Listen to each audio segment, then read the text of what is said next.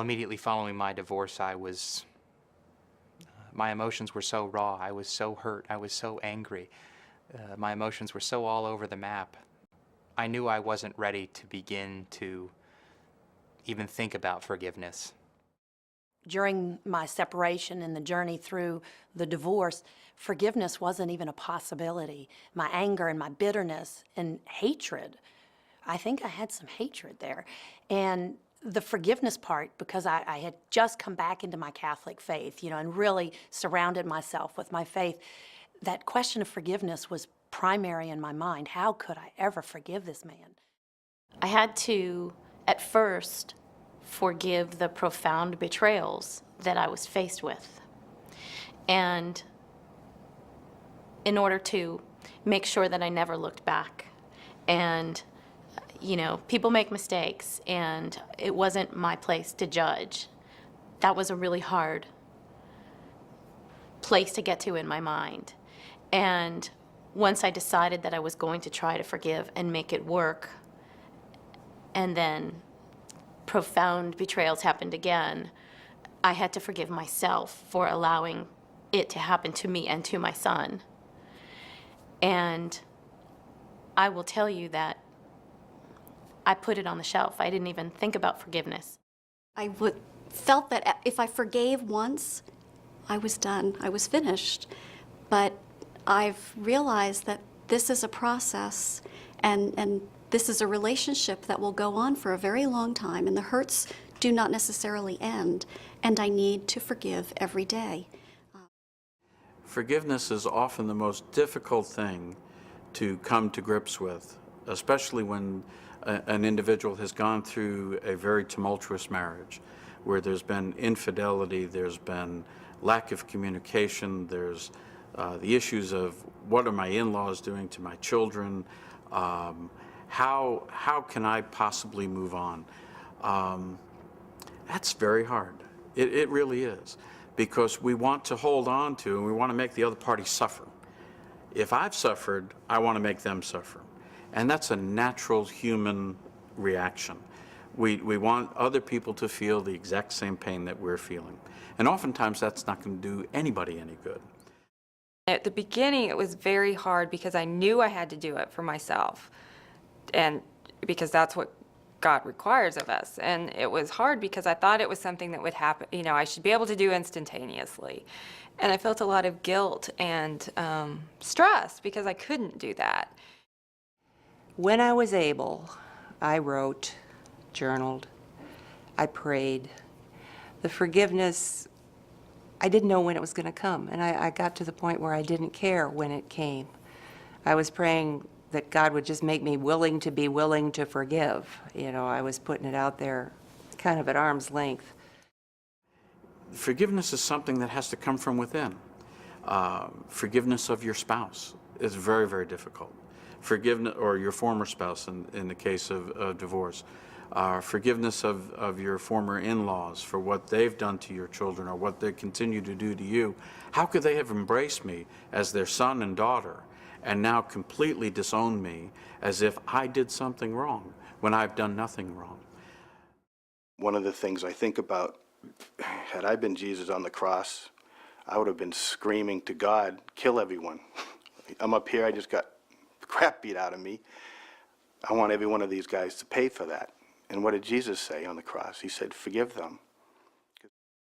I started going to a support group before my husband even left, about a month before he left. I knew he was going to leave. And it was a group that had men and women in it, younger than me to much older than me. And there was a woman there who had been married 27 years, and she had been left 6 months earlier. And every week I would go and I would listen to her be angry. And I would see her face be angry. And I looked at all those wrinkles and all that anger. And I was 42 years old, and I said, I don't want to look like that. I need to figure out how to let go and to forgive because I knew that I wasn't going to grow anymore and I wasn't going to increase in my life in any way, improve, until I figured out how to forgive. I didn't know then how I was going to do that.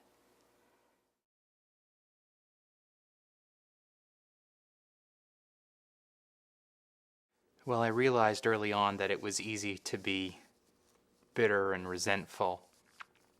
That's the easy way out. I also realized that forgiveness takes time, and that to pretend that you're forgiving somebody before you're ready to is an injustice to yourself and to them, because ultimately that forgiveness isn't real, it isn't true. For me, getting to a point of beginning to forgive my former spouse, myself, and the situation, it's been about prayer, it's been about reflection, it's been about sharing my story with others. I realized that without forgiveness, I would be locked in the past. I didn't want that. For me, forgiveness is incredibly powerful and incredibly freeing. And I realized recently, forgiveness is about God's grace. Coming to be able to forgive myself first was very hard.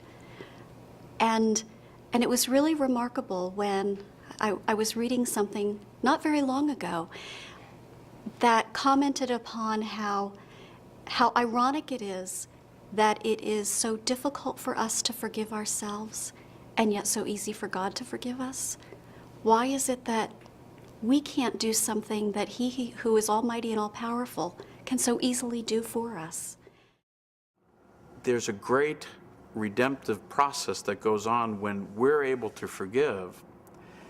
We can release so much burden from ourselves. If we hold on to those hurts, if we continue to internalize those hurts, we make ourselves sick, and inevitably, any relationship that we get involved in, with whomever, we make them just as sick as we are. It's been 3 years since I've been divorced, and I am still every day facing the forgiveness factor. I think I've gotten to a point where I'm not angry anymore.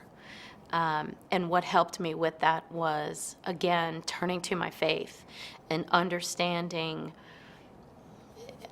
I mean, an unrelated story, but I sat in Mass after 9/11 and heard Father Joe talk about forgiving them for what they did to us and not judging them and blaming them because they grew up in a different environment, and when they stood before God, it could be in their heart that that was the right thing. I had a really hard time grasping that, and I remember sitting in Mass that day and thinking, is he insane? Look what they just did. I mean, this was like the next Sunday.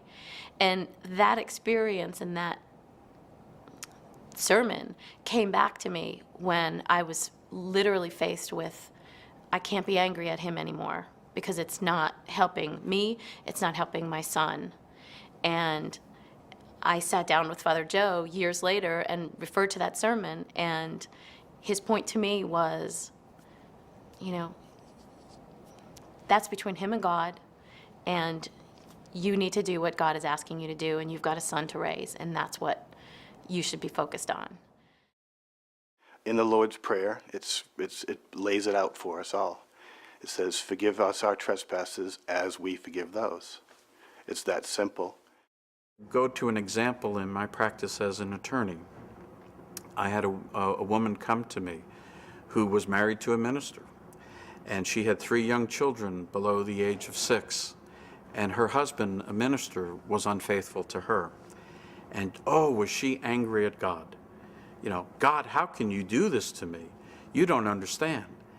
And what I was able to do with her was to sit down and work through her hurts, work through her pain, realizing that there was nothing she was going to be able to do to change him, but what she could do was change herself. And together, I grabbed her hand and we prayed for forgiveness for her husband, for her ex-husband. And she was able to move on, and she was able to forgive him for all the hurts. And then she was able to go on and build strong relationships with other people. And the benefit for her children was fantastic. Also, the beauty of forgiveness is it's not just for when you say, I forgive you for what you've done. It actually benefits yourself when you forgive them. Because what you've done is you've given that feeling, all that pain, all that suffering that you have inside, you've given that to God.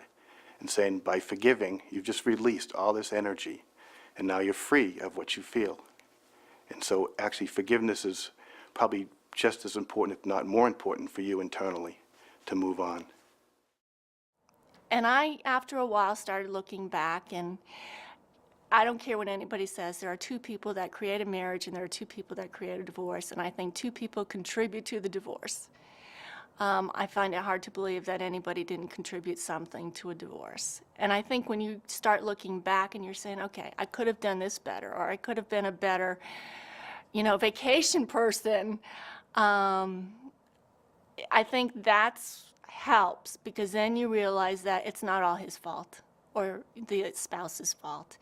It took two to create the divorce. It was more than just forgiving my former spouse, it was forgiving me and our situation, because I realized I had a role in our marriage dissolving. And it was important for me to begin to forgive myself for that role. Once I put myself in my former spouse's shoes, it was easier for me to view the breakup of my marriage in her eyes. It was strange for me to realize this, but at least beginning to forgive her, it's almost as if I love her more. And I love her more, I think, because that love is now fully and completely unconditional. Eventually, the forgiveness and the acceptance lasted longer, and it felt like it was in my heart instead of just my head. And I'm going into the 5th year after the divorce now, and I'm finding that life is really very good.